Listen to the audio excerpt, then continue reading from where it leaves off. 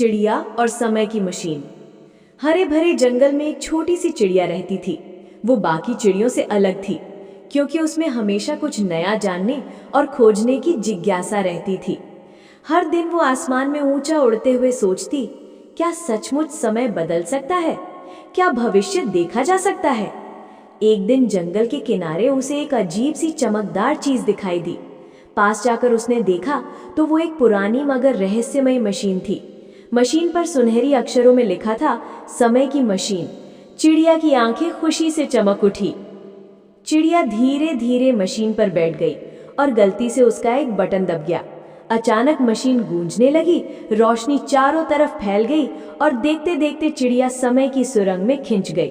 जब उसने अपनी आंखें खोली तो वो भविष्य के एक नगर में थी। वहां आसमान में उड़ने वाली गाड़ियां थी, रोबोट इंसानों की मदद कर रहे थे और पेड़ों पर चमकते फल उग रहे थे। ये सब देखकर चिड़िया हैरान रह गई। भविष्य की दुनिया के बच्चे चिड़िया को देखकर खुश हो गए। उन्होंने बताया कि उनकी किताबों में इस चिड़िया का जिक्र है। ये वही बहादुर चिड़िया है जो समय की मशीन से होकर आई थी। ये सुनकर चिड़िया को गर्व हुआ। लेकिन चिड़िया ने एक और बात नोटिस की।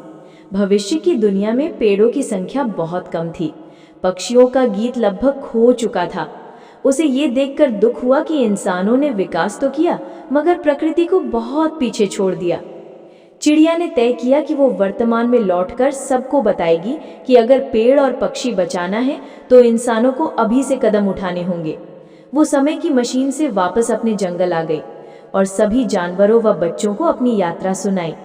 उसकी कहानी सुनकर सबको एहसास हुआ कि भविष्य को सुंदर बनाने के लिए आज प्रकृति की रक्षा करनी होगी।